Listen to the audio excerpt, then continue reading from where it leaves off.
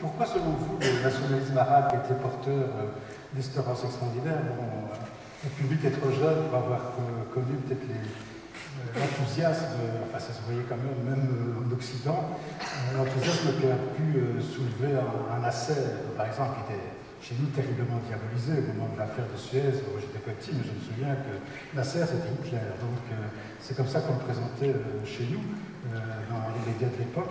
Et pourquoi cette figure a-t-elle, et ses succédanés, ont-ils échoué pour laisser la place, évidemment, terrain libre au développement de ce qu'on connaît aujourd'hui avec l'islamisme radical notamment? Je crois qu'il y a plusieurs raisons. C'est vrai qu'ils ont dû faire face à des adversaires puissants, et donc ils ont perdu, notamment Nasser a perdu une bataille militaire essentielle qui a pratiquement mis fin à son régime, même s'il est mort 3 ans plus tard, mais en fait 67, la guerre de juin 67, c'était pratiquement la fin de l'expérience nassérienne. Mais je pense qu'il y avait aussi un problème dans la définition de ce qu'est le nationalisme, c'est-à-dire les modèles qui ont été suivis, que ce soit au niveau économique, une imitation du modèle soviétique avec beaucoup d'incompétence, et aussi le modèle du gouvernement politique qui s'appuyait surtout sur les services secrets, le parti unique, enfin toutes les erreurs qui ont été commises dans le tiers-monde au cours des dernières décennies et dont certainement les plus jeunes d'entre nous ne peuvent pas, dont on ne peut pas être témoin. C'est vrai qu'il y a eu effectivement des expériences désastreuses,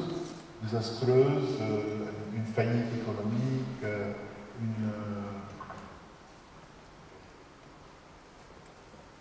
des régimes qui se servaient de la police politique, un régime de censure, ou de parti unique, où les opposants se retrouvaient constamment en prison, où la liberté d'expression était quasiment abolie. Oui, c'est un peu ça,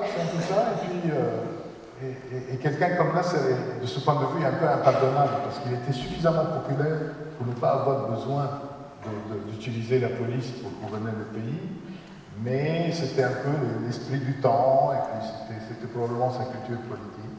On ne va pas s'y attarder, mais non, parce que... je vais vous rappeler en même temps que quand Nasser prend le pouvoir, le même été, Mossadegh, qui tente une expérience de modernisation en Iran, se fait renverser suite à l'intervention britannique, et donc qu'une tentative démocratique se referme, alors que Nasser, évidemment, aurait pu l'ouvrir, mais il opte pour un régime de parti unique. Mossadegh est différent. Mossadegh est quelqu'un qui n'a pas gouverné par la police politique, qui a voulu maintenir, dans des conditions difficiles, un régime démocratique avec des élections, mais lui qui a été là carrément abattu par la Grande-Bretagne et les États-Unis parce qu'il menaçait la mainmise sur le pétrole. Et quand on voit aujourd'hui ce que réclamait le malheureux, vous savez que c'était rien. À l'époque, le pays, l'Iran n'avait que des miettes du pétrole et le gouvernement iranien n'avait même pas le droit de contrôler les comptes de la compagnie pétrolière. C'est-à-dire, on leur envoyait un chèque à la fin de l'année en disant cette année vous aurez ça, et puis c'est tout. Et c'était les choses qu'ils demandaient, c'était vraiment minime. Et d'ailleurs, le président Truman, qui a été président jusqu'au début 1953, il disait que les revendications iraniennes sont tout à fait légitimes, sauf que l'Angleterre ne voulait pas accepter ça. Et là Churchill, qui est quelqu'un que j'admire énormément, qui est quand même la figure qui est la plus importante, qui a sauvé le monde du nazisme, a joué dans cette affaire un rôle détestable. Il est allé aux États-Unis, il a fait du lobbying au Congrès, à la CIA, partout pour pousser les États-Unis à renverser Mossadegh. Et il y a eu ils ont fomenté un coup d'État pour le renverser simplement parce qu'ils menaçaient la mainmise sur le pétrole.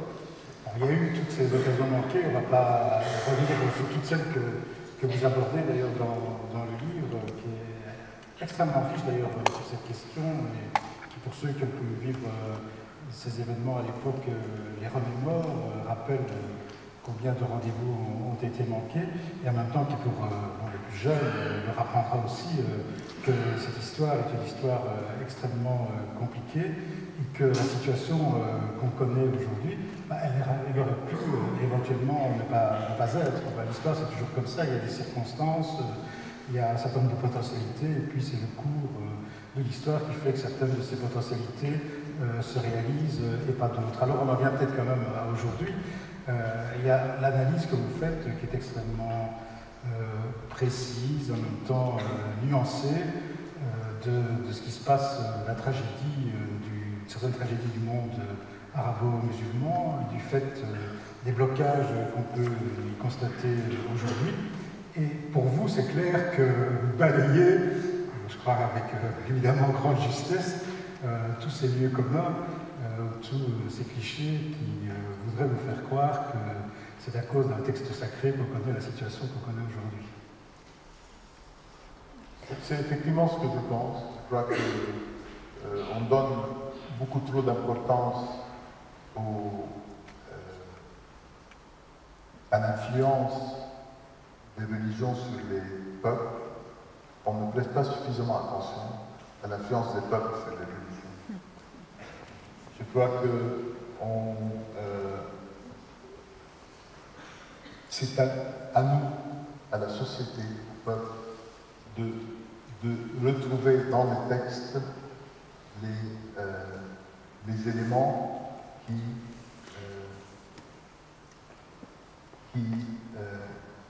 sont adaptés à la période que nous vivons. Je pense que les textes eux-mêmes sont quasiment neutres.